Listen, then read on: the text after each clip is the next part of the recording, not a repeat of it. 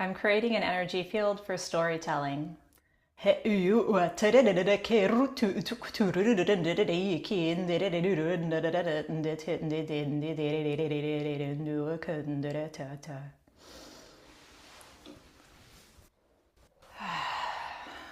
Aligning my central channel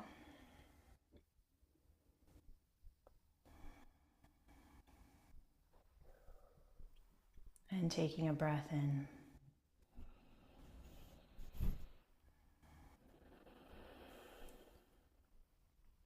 I'm inviting in the audience who is here to listen and be supported in resonance today.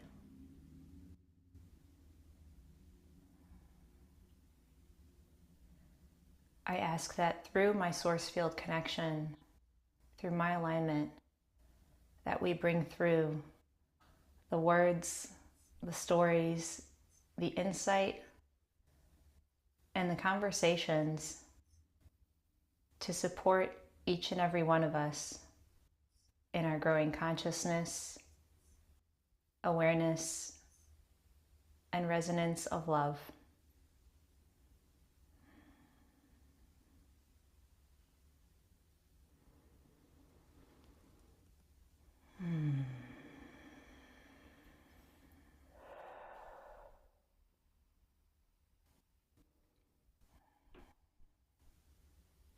Today I'm speaking with Marion Hobbs. She is a phenomenal biofield tuning facilitator, crystalline soul healing facilitator, and she uses her light language, art, and sound to support people in their alignment and awakening.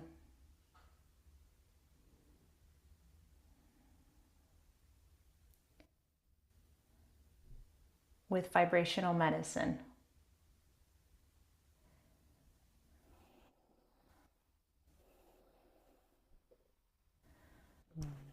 So just welcoming you to the show, Marion. And if you're listening to the podcast, you can also watch the show recorded on YouTube at Melanie Adriana. So we've just opened the space. How are you feeling, Marion? What's going on? Pretty good. Thank you so much for inviting me to have a collaboration or co-creation within this space. Oh, I can feel so many people walking in. Yeah, it's almost like there's a door that's open and there's still people coming in. Yeah, So it's like as we're landing and speaking, everybody's getting comfortable. it's like an auditorium, like people coming in and sitting down, Hmm. I taking can off their hear like the coats. creaky chairs and like the whispers and everybody's getting settled in. Yeah. Yeah, it's like we're sitting on a stage and there might be some Q&A involved. I don't know. There We'll might be. just give it a minute. I feel a lot of very interesting, like phoenix energy. There's like a bird of some sort, like a phoenix or a winged. It could be even dragon energy that I keep Mm. seeing and almost dancing with its wings. And then like I keep seeing either white or rainbow colors coming off of the swirls as it's like kind of moving. And that's kind of what I'm feeling right now in this energy. Hmm. I can resonate with that. It's like I feel like I can literally see us in the auditorium, and it's like as if there is like this winged. Um, is it a phoenix or is it a dragon? It feels like a phoenix. I can literally see it flying around. Yeah. This dancing phoenix frequency. So maybe that's what's coming through in today's episode. Is the Ooh. rising of the phoenix, which could speak to so many different people and different things that are happening currently. If you think about what the phoenix can represent for people, Yeah. um, And that energy is also not only the death and rebirth, but it is renewal as well. And I feel like it pulls in dragon energy, as well as pulling in that really beautiful um, avian energy, like the bird energy. Yeah, and I love flying, so And I know you and I both have our different avian lineages that we connect with, yeah. and the dragons, of course. Yes, yes, yes.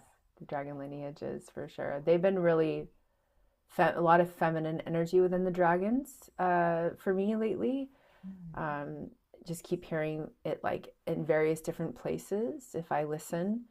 Um, and I feel like that this is a time because there is so much change happening for people. Dragons can really assist in a calming. Like I know people may not see them that way at times. You know, people, you mentioned dragon, and people see their own perception. For Mm-hmm. me, I see it as almost this weaving of energy, this beautiful wave of coolness. Yes, dragons can be fire, but they can also be water Mm-hmm. and air as And well, earth. and earth, and And they can be seeing that. multidimensional too. If we're going to talk about all the different dragon realms, there's a Mhm. drop down. Each dimension has its own populations of dragons that are all so different. Yeah. Yeah, and just feeling into that, the heart of the dragon. Yeah, Yeah, it feels really beautiful. the heart of the dragon. I'm going to invite the audience to feel into that. Whew. I just got goosebumps.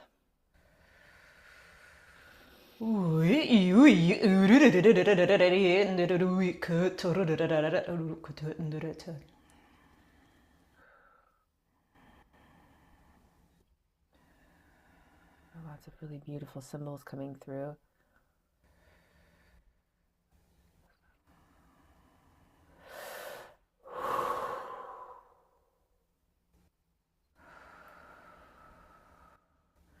You know, it's like tuning into this heart of the dragon. I can also feel the resonance of like the heartbeat of the earth, and it's Mhm. like the presence of the dragons within the land and the elementals in the earth, and their relationship to the rebirthing that's happening on the planet through each individual's consciousness. And that's one thing that's been coming through. I mean, with the phoenix energies, like everybody I've been speaking with has been noticing these shifts of just things that were issues previously are just falling away. And it's almost inexplicable to a lot of people. Like things, relationships that used to be like a chronic, lifelong butting of heads is just like no big deal, doesn't even exist anymore. Or like these paradigm shifts for people. And then it's like, what are we stepping into? What does this rising of the phoenix look like as a collective? And then each individual part of everyone stepping on their own path as we're all creating this new timeline. Mhm. Yeah. You know, last year I had a dream. I think it was about, no, maybe it was about 2 years ago. I don't know. I can't, 3 years, 2 years, it all feels like yesterday. Um, this beautiful dream, and the phoenix, I was flying in this dream, and I was wearing this, I was up in the air and I could see my wings. I remember I was like, how am I flying? And I had like a hooded, like a red cape with a hood on, and I was flying through, and I remember I was making this very high pitched sound, and I was calling almost like a bald eagle sound. Bald eagles don't make the sound that most people think they make. It's a very high pitched Is it kind of, possible to make that sound? It's like a, how do I do this? It's the kind of sound like a, kind of like a bit higher pitched and like louder and more like kind of. And but this, I was kind of making almost that sound, and very, very, very loud. The sound was extreme, like it was, I guess you could call it three-dimensional. It was everywhere. And as I was flying, I was calling them up, and I remember thinking I have to do this really quickly because I don't want to get caught doing this. But I was basically calling all the phoenixes and flying over these woods. And I remember looking up, and it was nighttime, and I remember looking up and seeing that there were these lines, these almost like ley lines, but they weren't ley lines, but they were, I could see them, and I didn't want to fly too close to them because I knew that I'd be setting off some sort of like an alert, of like, oh, this is what's happening. And where is this happening? This can't be happening. And I just remember, making that call. And then a couple of weeks ago, I was actually outside, had a very interesting incident.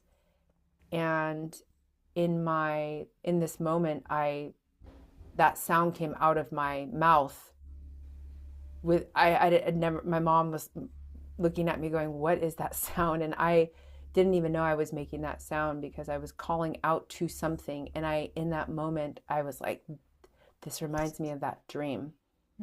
I was calling because I was calling for help is what I was doing in this moment, not the dream, but in the moment. But the words help did not come out of my mouth. The sound, the same exact sound came out. So I feel like we've been calling in the Phoenix energy to assist us in this time, whatever's happening now for us, and to help us really kind of rise above.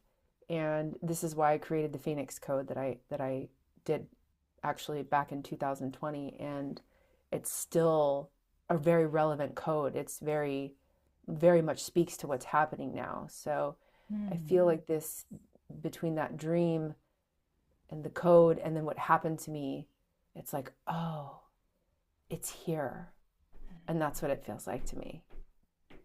Can you speak a little bit more to what the Phoenix Code is and what was that experience in 2020? So my Phoenix Code is, I do have it, you cannot see it. I do have it behind me.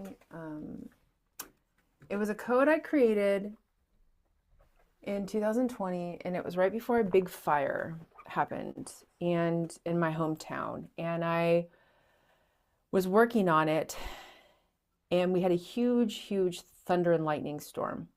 I have a very strong connection to lightning, and I'm getting chills just speaking of it.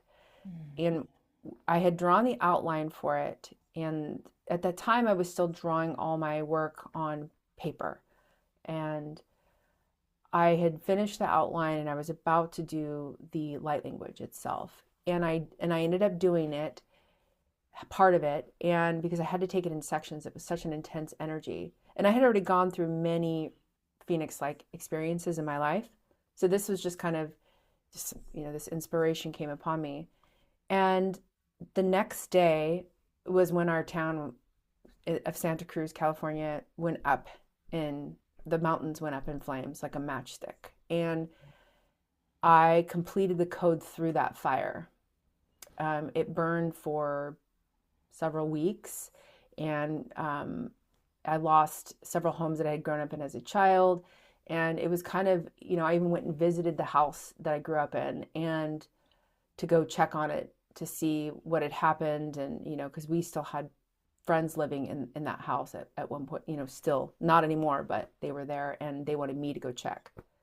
So it was this, like, this is what this code is about. This is about the death and the rebirth. So I actually experienced a physical experience of burning, like of seeing the flames. And I actually re-updated that code 2 years ago, because I'll go back through and kind of go back over them. And I added even more to it. And so it's kind of this symbol, this code. It reads the way it reads. Each feather has a story within it. And I remember this friend of mine who watched over a man who was autistic, and another woman that I was friends with who also helped autistic children. They all told me that what was held within this code would take more than a century to read, and that it was so powerful and so potent that it spoke to all of them. And I mean, this guy and these other kids, they had no idea who I am or anything, and they read it like it was a book. And I wish that the person who shared that with me could have shared with me what they said, but unfortunately she could not. Only one person was able to kind of tell me a little bit. They had, because of, they can't, the client stuff, I guess. But so this code is very much keeps coming up. This is actually like written in light language, right? Yes. I believe I have it. If not, I can take it off my wall too. I do have it on let's see if I have it here. I do have it in my gallery. Oops. Save the gallery. Okay, coming up here.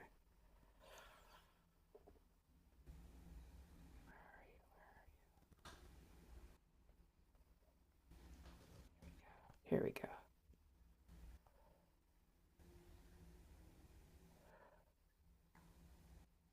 So this is just because this is written. This is on the. So I wish I could have a. Let's see here. You can see. Oh, wow. Wow. So for those of you who are listening in on the podcast right now, I'm looking at this beautiful artwork of the phoenix, and the wings has how many feathers on there? 1, 2, 3, 4, 5, 6, 7, 8, 9, 10, 11, 12, 13, 14, 15, 16, 17, 18, 19, 20, 21, 22, 23, 24, 24. 24 feathers. And so each feather has its own light language code that tells a story. And it's like an activation. I feel that way with all of your artwork. Like if it's the right time and like if you resonate with the art and you receive it, just like looking at it and tuning into the different shapes and the light that comes through. I always feel like body chills. Like I feel like I don't know exactly what I'm receiving, but there's a shift. Yeah, so even down here, you'll see there is light language in every aspect of this. And when I originally did this, it's crazy because this was originally on paper. And how I did them was I drew them, and then I would write the stuff, and then I would scan it, take that, put it in this app I had for photos, reverse the image so it would make whatever was white black and whatever was black and white, and then I would use this Raise app basically. And so when I got my iPad to draw with my iPad, I was like, oh, I can redo this code. Because part of it had initially been cut off, and I wanted to make it really, really, really big. But yeah, so this was kind of that, this code will, if you work with it, there will always be something new going on with it. There's so much information, and most of my stuff is kind of a storytelling, but there can be an activation within it as well. But it's more of a story being told that wakes up the story within you. And so, or it's that recognition of like, I recognize this story. So it is an activation in a way, but it's not tripping anything off that you aren't ready for. I always set that intention with any of these pieces, that it's always received in whatever manner needs to be received for the person, never forceful. And if people just want to look at it and not receive that to, that's absolutely, there can be something or there can be nothing, for a person. Absolutely. Yeah. But yeah, but And yeah, it this feels is, that way with a lot of like energy work, whether it's coming through language or art or sound. It's like everybody receives exactly what they need, what they intend, whether it's yeah, conscious or unconscious. Do yeah. you sell posters of that? I used to have I still have a Fine Art America, and they drop ship everything. So it's like I don't have the capability to print and send off stuff, but people can order through there if they want. But what I've done in the past is I've just sent people, if they like it and on Instagram and they want it, they can hit me up and I will send them a digital copy, and then I have places where they can go if they want recommendations to where they can get them printed up. Or you can take the file yourself and get it printed up at like, any kind of place that will do printing. Right. So, I will but yeah, say, yeah. So, like, mhm. as you were speaking about the Phoenix energy, I just wanted to share. I had a little bit of a download. And when you were talking about the fires in California and how you birthed this art and the stories through the fire, I had my own download because back at the end of 2021, I was living in the Front Range in Colorado and my house burned down that I was renting with my former partner. And it was like, it was like a huge shock to the system. And I think through that experience, as you were speaking, I realized that I had my own Phoenix experience in that, as like my own personal experience with the house, and then just like losing everything and having to shed, this kind of material identity and feeling like, either like connected to an idea of like what home is or what safety is, and then having to build up something new and a new identity around that. And then also just the land, you have the expanse of how many people went through their own experience with the land and the regeneration that's birthed out of the fire and the ash. So that feels like it's all of those stories are kind of embedded in that Phoenix energy. And it just makes me wonder, like, when you bring through the artwork, are those stories, whether or not they've happened here in the physical, or they're drop downs of interdimensional stories. It's like it's kind of like this physical realm is like a drop down menu of things that have happened or are happening. And so it's like through our own life experiences, we have the capacity to create within the alchemy of these major life transitions that maybe look a certain way from the outside, or emotional and painful and disruptive and heartbreaking, really. But it's like through the fire of the phoenix, we have our own fire within, the fire of the heart, the fire of the triple burners, the connection between the upper, the middle, and the lower. This communication, the communication of the fire that supports and nourishes the blood, and the bringing forth of inspiration and joy. So it's like, I think all of those stories, and it's like the duality of having this pain being transformed into fill in the blank for each person's story.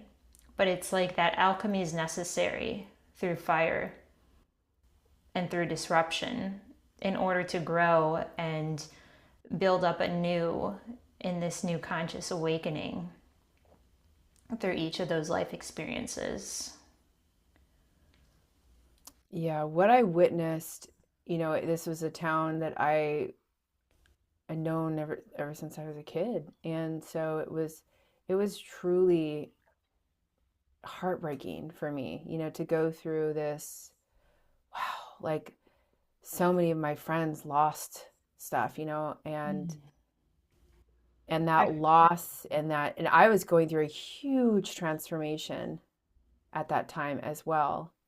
And I didn't lose my house, but I did, but I felt this deep loss, like I had lost the houses I had grown up in. And I knew that in that moment, I was like, the next couple of years is going to be very strange, but I think it'll be good. And I mean, we just saw what kind of happened down in California again, just um, Right.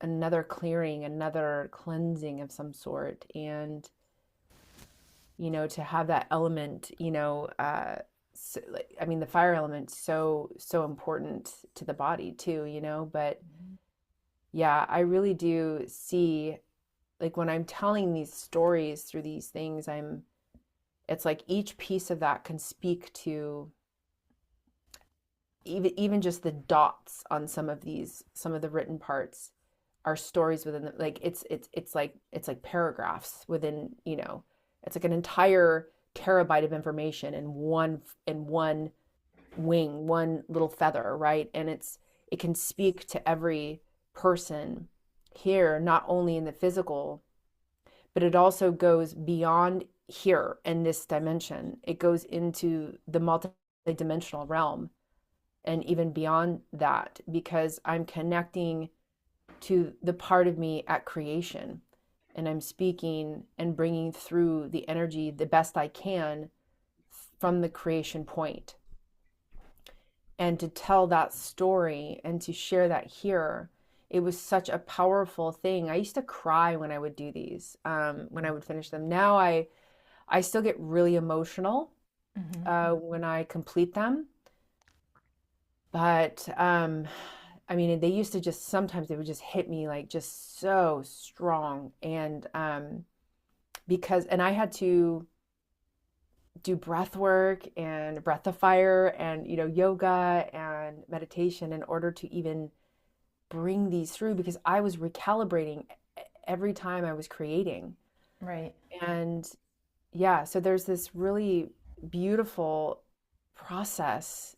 And this Phoenix, piece really, I have to say, like, it was probably one of the more like potent, like, ones I had done at that time. Now I've created quite a few that are pretty whew, but at that time, I mean, I remember exactly where I was sitting. I remember the time of day. I remember everything when I completed it. And a friend of mine has the original copy. And I hope he has not lost it.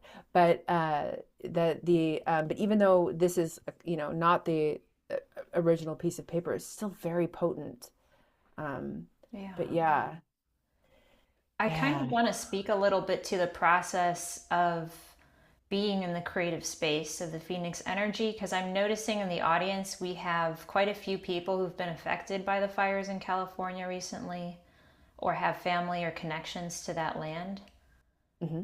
And I just kind of want to bring through um, a little bit of hope. Yeah. I mean, this has been so devastating. Oh yeah, I get as I breathe in, I feel that, And and it then just I feel that maybe, if emotional. you're out there listening, just give yourself a moment to take a deep breath and just to acknowledge and feel what's coming through, what emotions are bubbling up. It's all part of the process, and it's totally okay to be in it.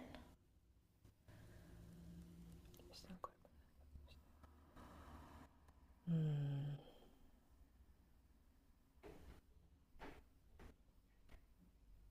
Yeah, I feel this really big, expansive kind of this going in and going out, and really, some of you may not be feeling the, like, it doesn't feel like you want to zoom out and see the bigger picture yet, and that's okay, because sometimes we don't need to see the bigger picture right away. It's okay to sit with the feelings and the loss and just know that you're being held within that space, and that you will get to a point where you will be able to see the bigger picture. But for now, there doesn't have to be an explanation or a reason, or, nothing that will push you into, push you through what you're having to walk through. That's no fun. Or So even a it clear looked, direction of where you're going. I know yeah. there can be a lot of anxiety of the ambiguity of being displaced and not knowing where you're going to be resituating yourself. And Hmm. that's totally okay to be in that space too. That it doesn't all have to come into form immediately. I'm noticing there's a small line of maybe 10 or 12 people who kind of shifted to the front row. We might have a couple questions coming in. I don't know if we'll have time for everyone's questions or energies, but if you're open to it, Marion, if we want to maybe bring each person up at a time and see what flow comes through. For sure. And so I'm just going to invite the first person.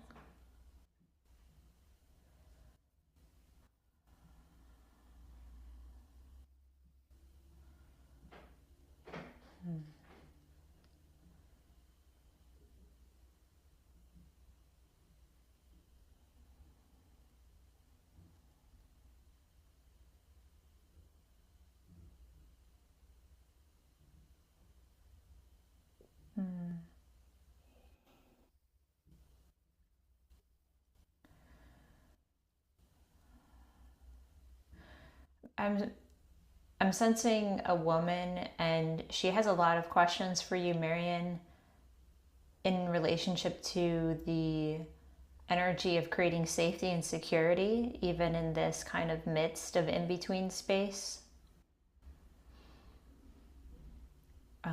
She's speaking really fast, and she's just kind of asking a lot and has a lot going on. So Yeah, I maybe feel it. together, if we can even imagine holding hands and just creating some stability in this space, just I kind of feel grounding in. I felt a lot of that too. A lot of there's a lot of confusion, Yeah. um, not knowing which question to ask first, but asking them all at once.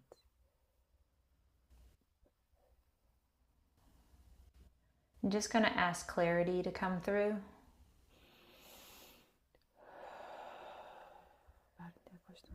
Yeah, I feel that race of the heart a little bit and kind of getting into that throat center. So Mm-hmm.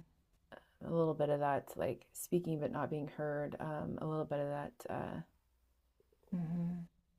either really shut. It's like almost overexhausted throat Right. center. Right. There's just so much grief. And I would encourage using your voice. You know who you are. Allowing yourself to express and use your vocalization, whether it's toning or singing or writing and then speaking it out loud, or some kind of actual vocal expression. Vocal expression also helps with calming down the vagus nerve. Mm-hmm. So any kind of humming, singing, whistling, but using your own voice, and Ah, she's a even whistler. even to ground is a Yeah. very using deep tones, toning really low into the body, Mm. drumming as well. And I kind of sense a need for like almost primal dance movements, like getting really into that kind of tribal, primal movement for the body. There are Almost, others in this audience who already do things like that. Things like contact improv or five rhythms or ecstatic dance, things like that. Or yeah. really, I mean, whether you do it by yourself or in community, there's definitely a strength in coming together and dancing. Hmm. I can see a number of you dancing together. So it's like as if the Phoenix energy kind of rises up through the community of this alchemy that happens through dance. There's that potential. Um, okay. Yeah. Yeah, I see this woman putting a tear a drop of tear inside of a small little box.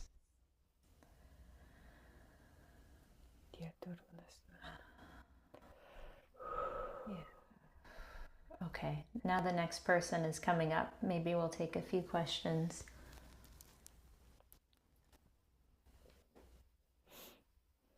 I'm feeling a younger man, thin, maybe around age 17, 18, around 18, recent high school grad. There's a lot of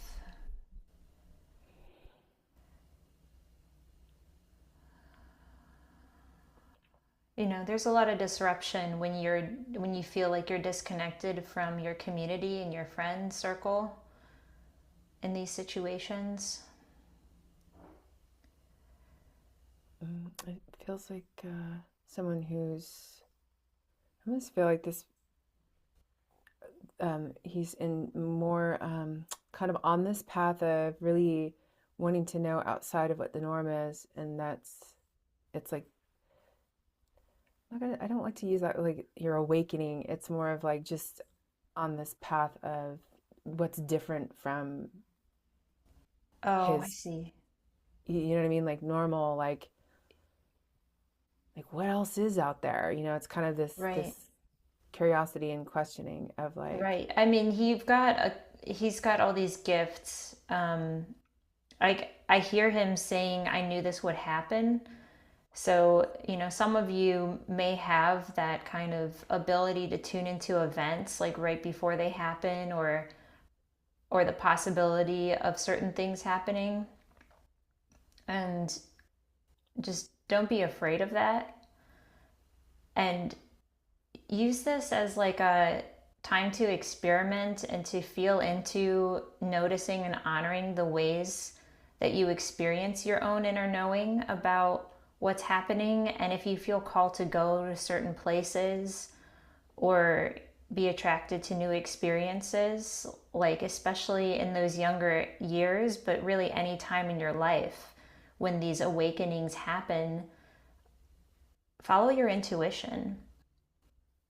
Allow that to guide you. Allow that gut feeling to really guide you.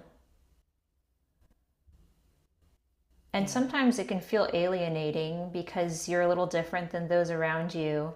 Or maybe you identify as like neurodivergent, or you've had diagnoses in the past of like ADHD because it's been difficult to focus. But I want to create a new perspective in this space that maybe it is that you're actually sensitive energetically, that you have gifts that are opening up, and your consciousness is setting an example for those around you who just haven't tapped in and expanded their own consciousness in the same way.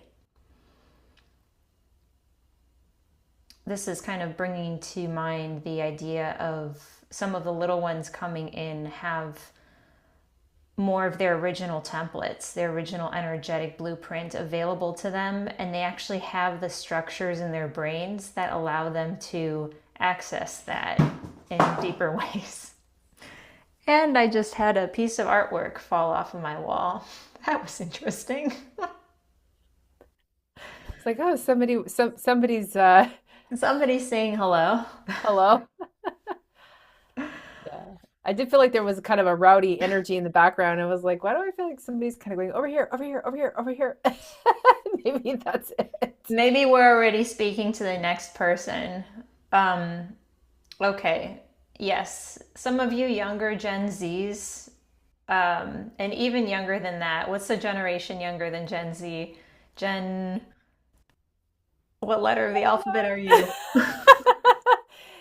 I know that they just call them like there's the rainbow crystal children, like the crystal children and the rainbow children, and This is uh, definitely one of them. yeah, Yeah, you may feel like you're extremely in tune cosmically, interdimensionally. You have capacity to travel through time and space in ways that may seem a little disorienting at times, or maybe not. Maybe you are such expert that you already know how to navigate, and you're just like waiting for other people to catch up around you. You can travel and visit people consciously through space and time, and that's exciting. um, Very. you have a lot to share and a lot to teach and a lot of stories and information to tell those around you and share with your families and communities. So, like, please speak. Please put yourself out there and don't be afraid to share what you know, because you came here remembering for a reason. Yeah. Yeah, they you are different than even my generation, and I'm actually in between Generation X, because I'm 1977. So we're considered in between the Gen X and millennials. But you are the children of my generation that have given birth, my generation gave birth to. So, and even some of the younger ones. And yes, very much like Pikachu at times, very like ha ha ha ha, Right? and I totally feel that. yeah, very very very rah, and find constructive ways to kind of express that energy. Sometimes tuning forks can really help. Sound can really help. Dance movement also will kind of help ground those energies as well. You do have a lot to share with this world. And just even your parents, you may feel that you even know more than your parents, but give them a break. Teach them, teach them. And whether that's through telepathic communication, just remember to always do it with a lot of patience, a lot of patience. Uh, yeah, I'm seeing some of the natural healers out there in this generation, and they're like purple. There's like a lot of purple energies, a lot of healers out there that are just wherever you go and wherever you speak and you are, it just happens. So it's just important to show up and to also, like you said, know how to ground those energies, like because it can be so big and exciting, and like you want to burst open. Um, but also, be patient with those around you who don't have the same kind of frame of reference. Yeah. Yeah, there's a learning and how to communicate. But there's more and more people who are able to listen and communicate on these things and who will definitely benefit from what you have to share. I think before we sign off, there's one more question. I see a man at the end of the line, kind of, who's been jumping up and down, waving his arms. So I want to bring him up.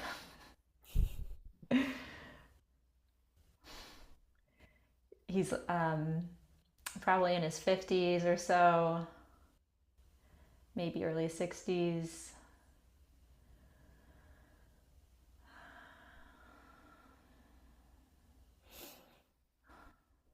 You're in Europe somewhere. I hear your accent. It's like a German accent or something.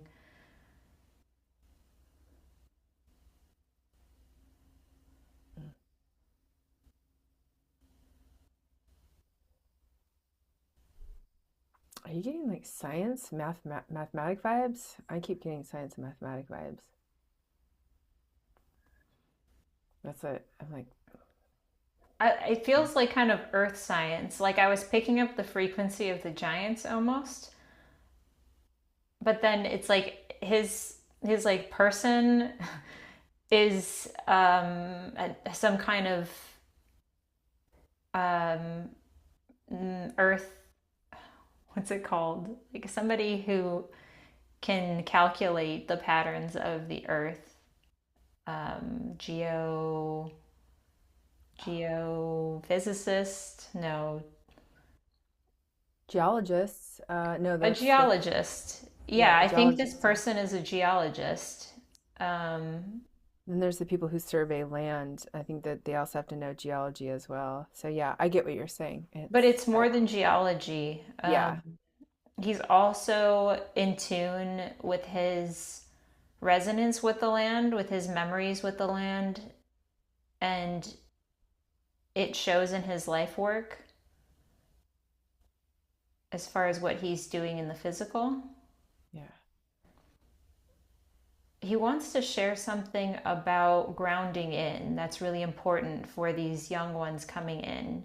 He wants to share a frequency of how these younger generations with these psychic abilities, intuitive gifts can ground in their frequencies so they can stay balanced and calibrated in their physical bodies.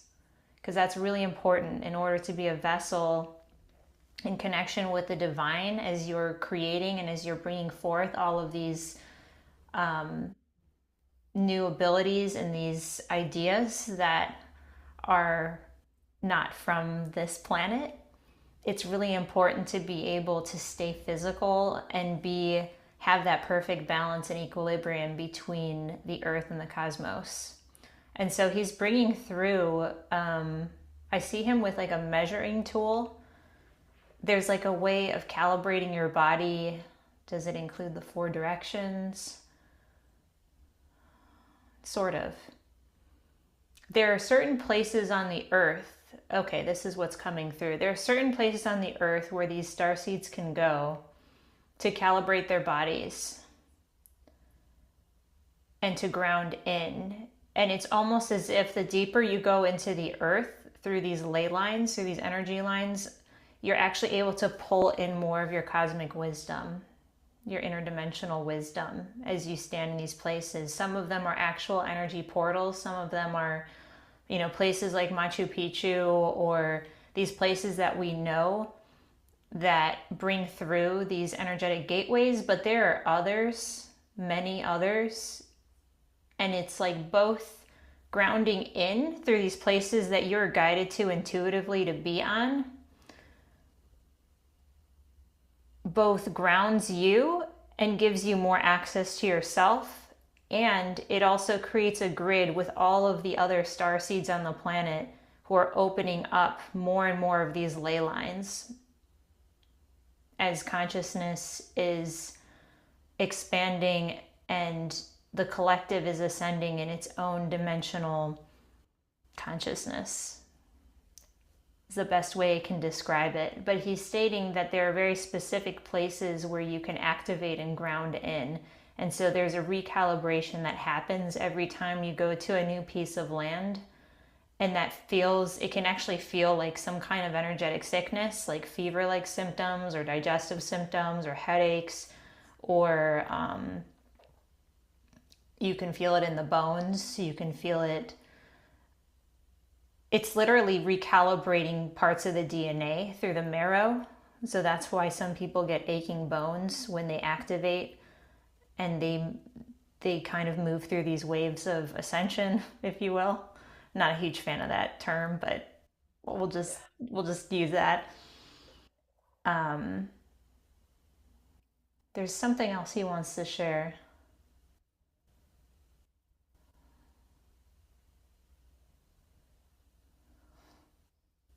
He says the dragons are here to assist you. That's a personal message. Thank you.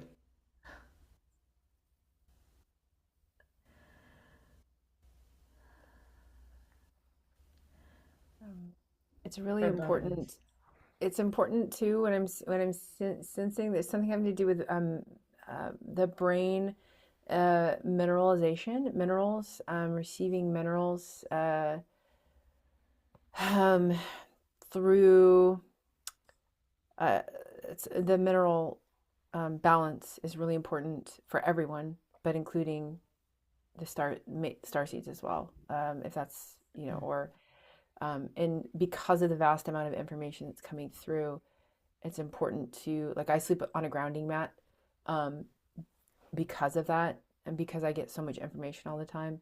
But it's almost like beware the burnout and because of the amount of information that comes through, it can cause that kind of like, I don't want to say it, it can cause almost like a meltdown. You can kind of have like a little bit of an emotional and physical meltdown, but it's I got that like it's really important to remineralize. So, you know, Mhm. various different, people will take like magnesium and, there's calcium and there's all these different things you can take. Some people will take colloidal gold, not so much the silver, but the gold can help. And that's actually something that's really, that I know that I've taken before Mhm. is gold M states, which can really help the remineralization, especially as I was going through a very, very massive recalibration Mhm. back in 2020 and 21. Um, And I yeah. think like trace minerals too, like Yes. copper, selenium, boron. Yep. There is a You there can, is a sorry. you can look it up. You can look up the trace minerals itself, like the actual. There's a company called Minerals from Utah. You can add it to your water, and it's perfect. And even like if you use like a Berkey or a filtration system where you can put river rocks in there and get the natural minerals from the river rocks. Yep. Um, yeah. Yep. Oh, and also you don't have to, I mean, you can ingest the minerals, but you can also soak in them. So if you have access to a natural water source or a hot spring or a cold spring or even well water, just getting those earth minerals in. And that's another benefit to traveling and going places where you can experience different waters because then you get different minerality that actually activates the DNA in new ways and helps you recalibrate. And the water in different places holds information, lots and That's lots of information. Water is amazing. and stories. Yes. That's like the ice that's melting. That's the thing is it's releasing lots and lots and lots of stories. Oh, beautiful. Well, I think the field is starting to close and I can see the back door opening and the crowd is starting to leave. So I just want to thank everyone for coming in today. Thank you, Marion, for being my guest.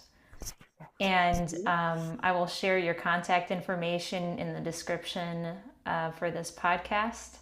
If anybody wants to reach out to Marion and receive some amazing biofield tuning and frequency adjustments, I've been seeing her for over a year now, and it has been a life changing experience. It's been seriously helpful for somebody who's as sensitive and intuitive as I am. So, for any of you little ones, and I also do my own style of energy vibrational healing work.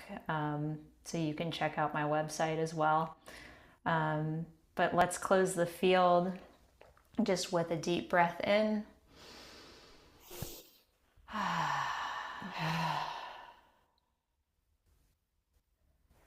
And I'll see everyone next time.